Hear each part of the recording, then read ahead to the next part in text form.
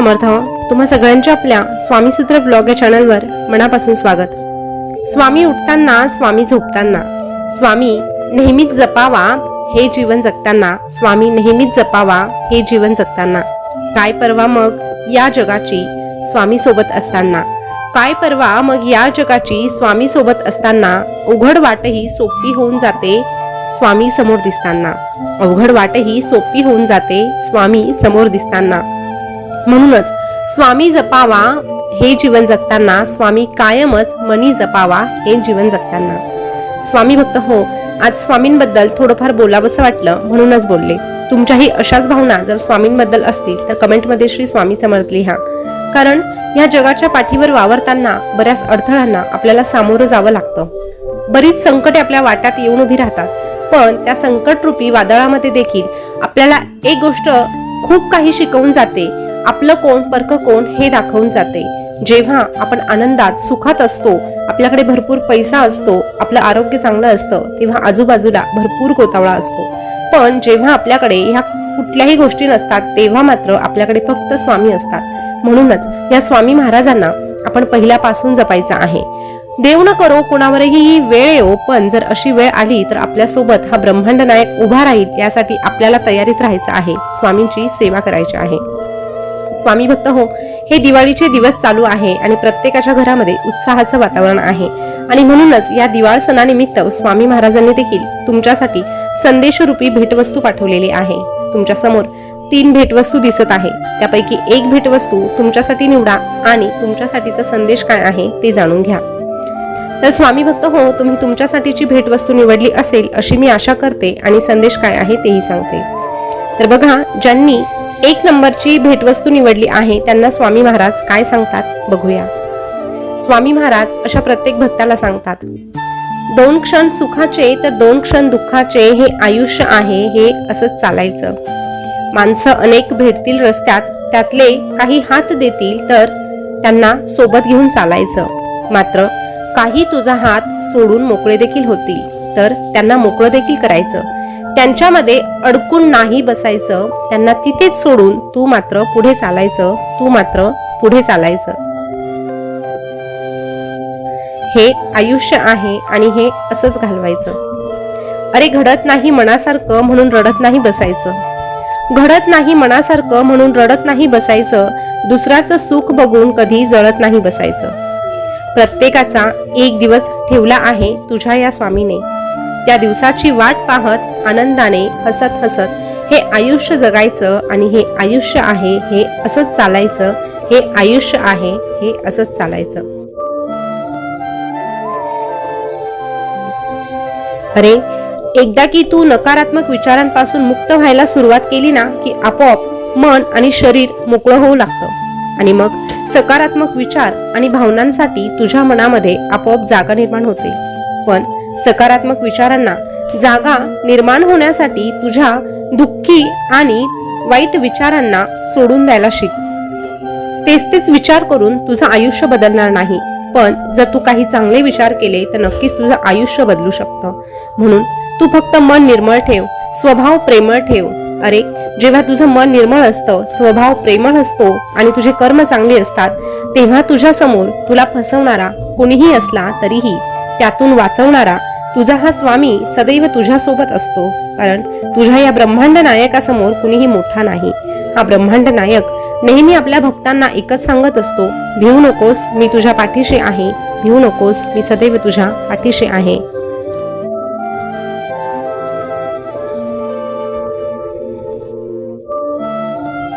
स्वामी भक्त हो, आता ज्यांनी 3 नंबरची भेटवस्तू निवडली आहे त्यांना स्वामी महाराज काय सांगतात बघूया.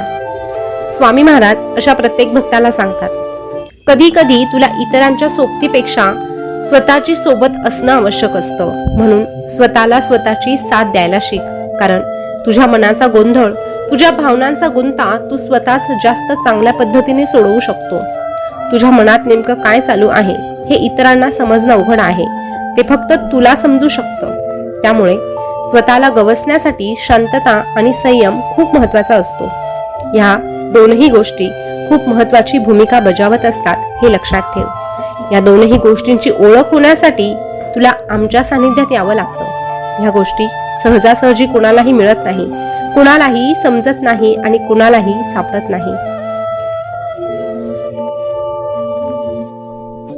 पण जो आमच्या जवळ येतो, आमच्या सानिध्यात रमतो, त्याला मात्र संयम आणि शांतता काय आहे हे आपोआप समजू लागतं. जेव्हा आमचा भक्त आमच्याशी एकरूप होतो तेव्हा त्याला शांतता प्रदान होते आणि मग त्याच्याकडे संयमही आपोआप येतो. आणि जेव्हा शांत मन विचार करू लागतं तेव्हा त्याचे विचार कधीही चुकीचे ठरत नाही. म्हणून ही शांतता जीवनात असणं खूप गरजेचं आहे. अरे, मन चंचलच असतं, पण त्या मनाला आवर घालण्यासाठी तुला अध्यात्माची गरज असते. म्हणून अध्यात्माचा मार्ग निवड. अध्यात्माचा मार्ग निवडल्यानंतर तुझी आणि आमची ओळख होते आणि ज्याची आमच्याशी ओळख होते त्याला दुसऱ्या कोणाच्या ओळखीची गरजच भासत नाही. म्हणून जगाचा विचार करू नको. अरे, काही लोक इतके चालाक असतात, ते तुझ्या सोबत पण राहतात, पण सोबत राहून तुझ्याच विरोधात कट कारस्थान देखील रचतात. नातं पण ठेवतात, पण त्या नात्याआड दुश्मनी देखील जिवंत ठेवतात. तुझं कौतुकही करतात, पण तुझी पाठ फिरवताच चुगली देखील करतात. म्हणून स्वतःला जपायला शिक. स्वतःच्या मनाला शांत करायला शिक.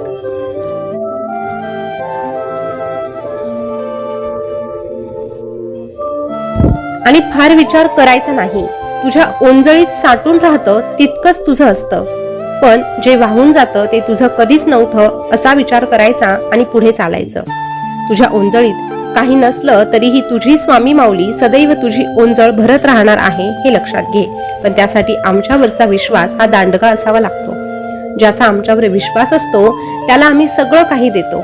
अरे, करून पहावी प्रार्थना काहीच शिल्लक नसताना, आमच्या समोर येऊन करून पहावी प्रार्थना काहीच शिल्लक नसताना चिमुडभर मागितलं तर ओंजळभर देतील.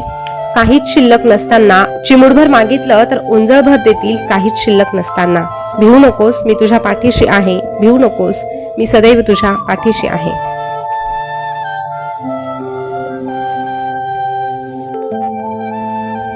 स्वामी भक्त हो, ज्यांनी 2 नंबरची भेटवस्तू निवडली त्यांना स्वामी काय सांगतात बघूया. स्वामी महाराज अशा भक्तांना सांगतात, तू देखील होऊ शकतो लोकांसाठी खास, तू देखील होऊ शकतो जीवाभावाचा. फक्त तुला मात्र दुनिया जे करते ना ते करावं लागेल. म्हणजे काय रे, तर लोकांना मोठेपणाची फूस लावून हवेत चढवता आलं पाहिजे. तोंडावर खरं आणि कठोर बोलायचं नाही. तोंडावर फक्त आणि फक्त गोडगोड बोलायचं आणि मागे मात्र लागेल तेवढी इज्जत काढायची.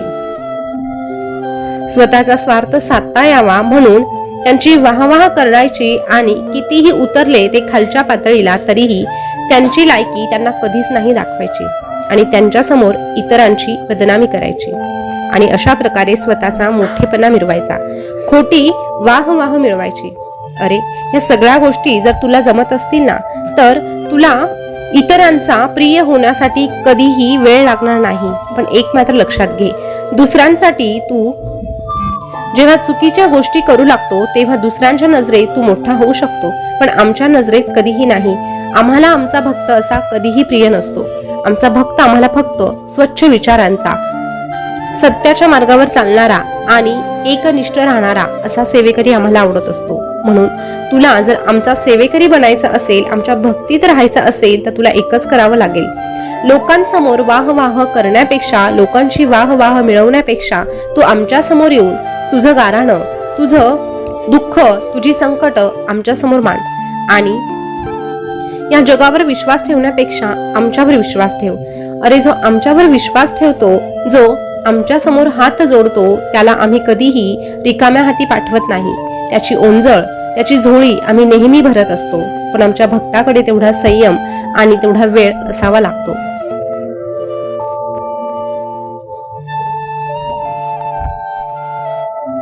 जो भक्त संयम ठेवून, विश्वास ठेवून आमच्या समोर येतो आणि नेहमी आम्हाला आपलं मानतो, आमच्यावर हक्क गाजवतो, अशाच भक्ताला आम्ही देखील आमच्या हृदयात स्थान देतो. आणि जो भक्त आमच्या हृदयात राहतो अशा भक्ताला आम्ही एकच सांगतो, भिवू नकोस, मी तुझ्या पाठीशी आहे. भिवू नकोस, मी सदैव तुझ्या पाठीशी आहे.